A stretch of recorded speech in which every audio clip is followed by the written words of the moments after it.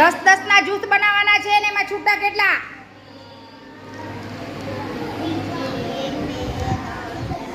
10 ના કેટલા જૂથ થશે 25 માં?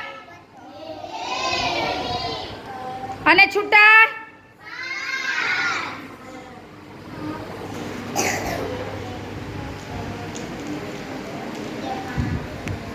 10 ના જૂથ થઈ ગયા?